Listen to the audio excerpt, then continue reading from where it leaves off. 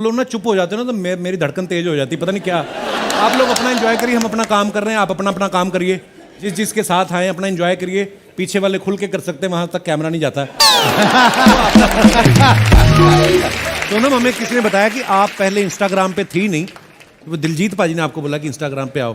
नहीं, मैं थी पर मैं बहुत ज़्यादा पोस्ट नहीं करती थी। अच्छा जी। तो उन्होंने मुझे बोला कि इसके बहुत फ़ायदे भी है, हम अपनी बेस्ट खुद ही पीआर कर सकते हैं, and you know how good he is on Right. Social media.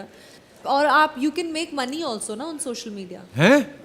अच्छा, तभी आप लगी रहती हो इंस्टाग्राम पे सारा दिन। यहाँ पर तो तू किसी और को कुछ लेने देता नहीं, इसलिए हमें इंस्टाग्राम पर जाना पड़ता है। हाँ, यहाँ पे कुछ नहीं मिलता है हमें, बंगले बन गए मड आइलैंड में आपके। अच्छा, ये एक बात क्लैरिफाई कर दूं मैं आज। वो बंगला लिया था मैंने 20 साल पहले, और मैंने ये शो ज्वाइन किया 3 साल पहले। हाँ, तो वो तब किस्तें तो अभी चल रही है ना। नो किश। वहाँ पे गुरदास मान साहब का बंगलो भी है ना, तो वो ज्यादा जाते नहीं उधर। तो एक दिन दीवार फांद के कब्जा कर लिया उन्होंने। ताला नहीं खोलती, कहती ये इलीगल है। उसमें क्या हटा आपके चली जाऊंगी मैं। एनीवेज, अच्छा पल्ला साहब, मैं आपको बताऊं कॉमेडी तो कमाल की करते ही हैं। ये खुद प्रोफेसर रहे हैं यूनिवर्सिटी में बहुत देर तक। इनकी वाइफ जो है वो भी टीचर हैं, पिताजी भी इनके टीचर हैं। पाजी, आपके घर में जब बच्चा होता है स्टूडेंट भी बनता है कि सीधा टीचर ही आता है?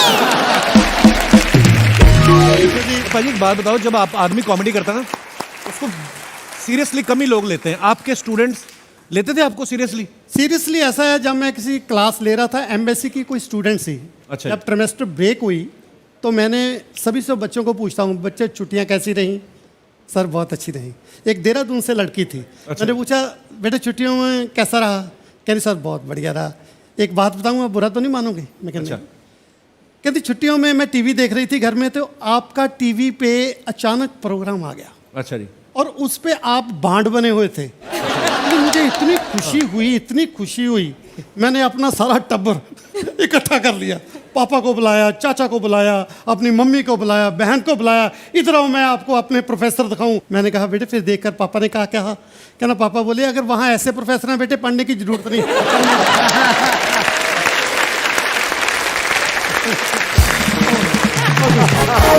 गिप्पी पाजी का एक फेमस गाना है कॉकटेल फिल्म का, आप सबने सुना है, अंग्रेजी बीट पे। और ये गाने के पीछे की मैं आपको हिस्ट्री बताऊं, ये गाना इन्होंने कैफे में बैठे बैठे 2 घंटे में बना दिया था। पाजी कौन सी ऐसी ड्रिंक ऑर्डर की थी आपने, 2 घंटे में ही गाना बना दिया आपने? इज इट ट्रू पाजी? बिल्कुल, बना भी बहुत जल्दी। और मैं जेन्युइनली बताऊं कि कई बार गानों पे बहुत एफर्ट करते हैं, बहुत मेहनत करते हैं। ये गाना मैंने जेन्युइनली कभी डब भी नहीं किया। अच्छा। तो ये डम्मी था, मतलब वहाँ पे एक छोटा सा किसी के घर पे ही एक माइक सा रखा हुआ था। तो हनी वैंकूवर में था मेरे साथ, तो हनी कहता है कि पाजी ये बीट बहुत अच्छी है। तो मैंने एक राइटर को, इससे वीत बलजीत हमारे पंजाब के फेमस राइटर हैं, उनको बोला कि इस बीट पे कुछ लिख दो।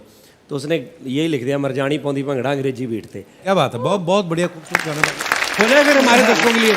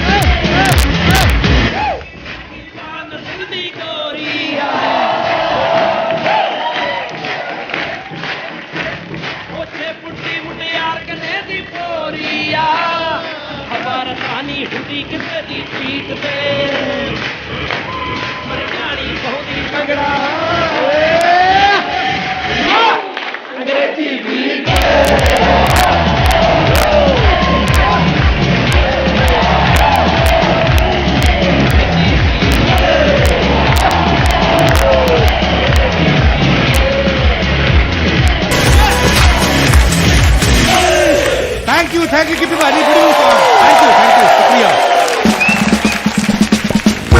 गिप्पी पाजी, वो जो हम अपनी एम्बेसी में जब वीज़ा लगवाने जाते हैं, कई बुजुर्गों को नहीं इंग्लिश नहीं आती होती, ट्रांसलेटर देते ना। वो एक माता वाला किस्सा था ना, जो जाना चाहती है अमेरिका बाहर, तो वो सुनाओ जरा थोड़ा सा। वो सही बात है अर्चना जी। हम लोग जब पहले जाते थे ना वीज़ा लेने तो सामने इंटरव्यू करते थे आपको, अब तो प्रोसेस काफ़ी चेंज हो गया उनका। तो वो हमारे गांव की एक बुजुर्ग लेडी, अब इंग्लिश आती नहीं है और पता भी नहीं है सामने से क्या पूछा जा रहा है।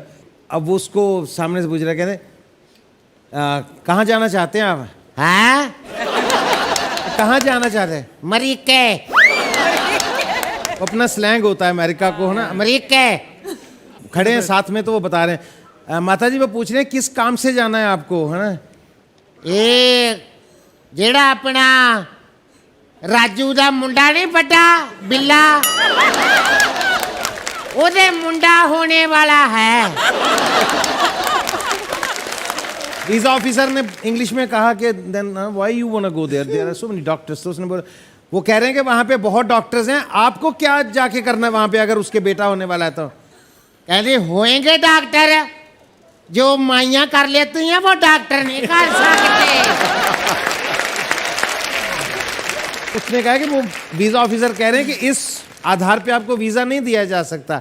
कहते दे दोगे वीजा तो अच्छी बात है, वरना बेटे ने टिकट तो करा रखी है फिर बिना वीजे के ही चले जाए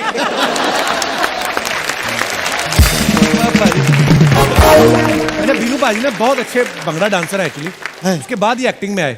तो लोगों ने पाजी आपकी एक्टिंग देखी थी या भंगड़ा देख के बोला था कि नहीं आप एक्टिंग में जाओ? ਭੰਗੜਾ ਦੇਖ ਕੇ ਬੋਲਿਆ ਸੀ, ਕਹਿੰਦੇ ਇੱਧਰ ਆ ਜਾ ਹੁਣ।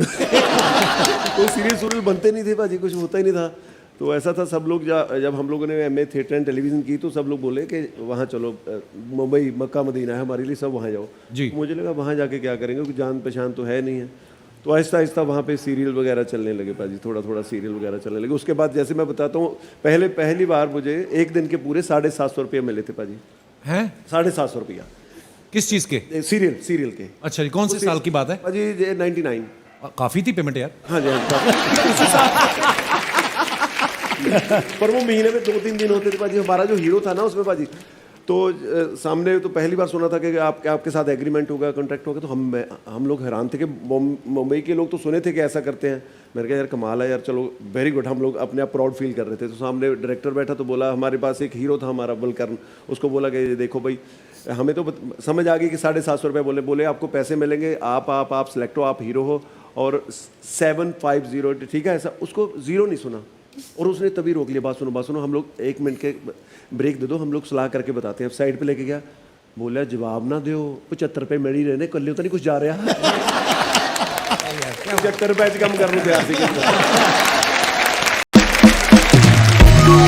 बड़े कमाल के हैं नरेश जी, बड़े कमाल की स्टोरीज लिखते हैं पाजी। आपकी जितनी फिल्में मैंने देखा है, चंडीगढ़ अमृतसर चंडीगढ़ हो, उसमें गिप्पी पाजी हीरो हैं, हनीमून हो उसमें गिप्पी पाजी हीरो हैं। आप इनको हीरो सेलेक्ट करने के पैसे लेते हैं ये आपकी स्क्रिप्ट को सिलेक्ट करने के पैसे लेते हैं? क्या चक्कर क्या है?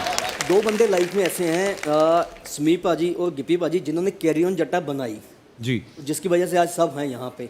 तो हम लोग प्रोफेशनल कम हैं, हम लोग दोस्त ज़्यादा हैं सब, इसलिए शायद हम सब एक साथ हैं। वेरी गुड पाजी, बड़ी प्यारी गल की। पाजी मैं बताता हूँ, पहली फिल्म जब बनी थी कैरी ऑन जट्टा, तो हम लोग बहुत थोड़े बड़े पैसे लेते थे, पता ही नहीं था कि इतने बड़े आर्टिस्ट सब लोगों को जानने लगे कैसे। तो पाजी उसके बाद हम लोगों के पास काम आने लगा, तो पैसे ऑफर होने लगे, बोले कोई 10 लाख ले रहा है, कोई 5 लाख, बहुत बड़ी अमाउंट थी हमारे लिए। पाजी पहली कैरी ऑन जट्टा के बाद हम लोगों ने एक फिल्म की, उसमें समीप कंग थे, नरेश जी थे और मैं था। भाजी एक प्रोड्यूसर आया करता था वहाँ, प्रोड्यूसर बोला था कि मैं प्रोड्यूसर हूँ, साथ में गनमैन हुआ करते थे। तो बोला आप तीनों को साइन करना है। भाजी हम लोग कुर्सी लाओ इधर, कुर्सी लाओ, कॉफ़ी लाओ इधर, पढ़ो। हर रोज बैठ के हमारे दूसरे सेट पे पाजी हमें देखता होता था, वेरी गुड, अच्छा कर रहे हो, वेरी गुड। साइन करके नहीं जाता था पर पाजी उसने पूरा 35 दिन की फिल्म हमारी ऐसे शूट होते हुए देखे। हम लोग बोले साइन करके नहीं जा रहा पाजी। तो हम लोगों ने देखा भाई ये ऐसा फ्रॉड लग रहा है, हमें भी रहने दो। उसका अचानक एक दिन फ़ोन आया, वो जलंधर से था। तो कोई भी बोलता था हमें जब आपको साइन करना है, कहीं भी चाहे लाहौर बोल दे पाकिस्तान, हम वहाँ भी चले जाते थे, कर लो साइन यार। तो उसने बोला कि जलंधर आ जाओ। तो हम तीनों ने गाड़ी उठाई, जलंधर चले गए जी। जलंधर जब देखा उसने 150-200 बंदा इकट्ठा किया, सबके साथ फोटो चल रही है पहले, ऐसे फ्रॉड है यार, ये नहीं करता। तो कहता नहीं साइन करके भेजेंगे आज कल। मैं कहा अज जो साइन ना किया इन्होंने, अपने अगे तो फिल्म नहीं करनी ये भाजी। की हो रहा साइन सून कर नहीं रहे, फोटो खिंची जा रहे हैं, समोसे खाई जा रहे हैं सारे, 10-10, 20 फोटो हो गई साड़ियाँ, 700-800 जो फोटो हो गई भाजी। अचानक खबर आई, कहते 2 बंदे होर आ रहे थे, उन्होंने एक्सीडेंट हो गया, उन्होंने घरी वो रिलेटिव 2 बंदे और आ रहे थे। हाँ जी, हमें साइनिंग अमाउंट तो क्या मिलनी थी, और किसी का ब्लड, कहते उनको ब्लड चढ़ेगा अभी, किसी का ब्लड मैच नहीं किया, हम तीनों का ब्लड मैच कर गया।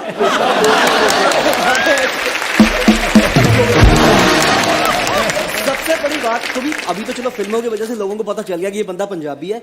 रिश्तेदार इनसे पूछ रहे हैं कि ये अंग्रेज को एड्स वेड्स तो नहीं है ना, इसका खून ले रहे हैं। अरे कॉमेडी करके कभी फंसे हो आप कहीं जगह?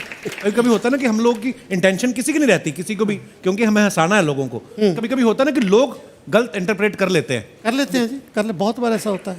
कहते कुछ हैं, समझ कुछ लेते हैं। पल्ला साहब कहाँ, आप अमृतसर में की बात है? वो तो तब की बात है जब हालात पंजाब के बहुत ख़राब थे जी।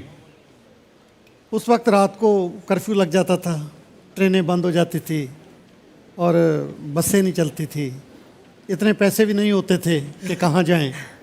तो ऐसे में अमृतसर में फंस गया। तो मैंने कहा भी रात कहाँ काटी जाए। तो मैंने सोचा भी यार इतना टीवी पे आते हो, फिल्में करते हो, सीरियल करते हो, कोई तो पहचानेगा, ये कब काम आएगा। किसी से जान पहचान बढ़ाओ। मैं किसी के घर में गया, दरवाज़ा खटखटाया। हाँ जी। मैंने कहा जी मैं टीवी पे आता हूँ। कहना हमने कब रोका है, आई जाओ। मैं कहा जी गल ये है कि मैं लुधियाना से आया हूँ, मेरे पास पैसे नहीं है, ना कोई रिश्तेदार है, मैंने रात काटनी है। अगर आप मुझे टीवी पे पहचानते हो तो मुझे एक कमरा दे दो, मैं कोने में सो जाऊँगा। ऐसे कैसे को आपको कमरा दे दें? आप अजनबी हो, हम आपको जानते नहीं हैं, ये बहू बेटियों का घर है, हम कैसे दे दें? उसने बोल दिया। मैं बाहर आ गया, किसी और का दरवाज़ा खटखटाया, फिर वो बाहर आया। हाँ जी। मैं कहा जी रात काटनी है, अगर आप मेरे को पहचानते हो तो मुझे को एक कमरा दे दो। ला, ये बहू बेटियों का घर है, ऐसे कैसे अजनबी को कमरा दे दें? कोई और घर देखो। फिर मैं सोचूं भी मुझे तो वही कमरा देगा, घर देगा रहने के लिए जिसके घर बहू बेटियां ना हो। इतने शहर में कैसे पूछा जाए, देखा जाए कि इसके घर में बहू बेटियां नहीं है। फिर मैंने दूर देखा, एक फार्म हाउस जैसा था, छोटी सी लाइट जग रही थी। मैंने दरवाज़ा खटखटाया, एक पहलवान सा बाहर आया। अच्छा, हाँ। पूछा हाँ क्या चाहिए तुमको? जी चाहिए तो कुछ नहीं, मैंने तो सिर्फ यही पूछना है आपके घर में बहू बेटियां हैं? आपने क्या करना है? मैंने कहा रात काटनी है।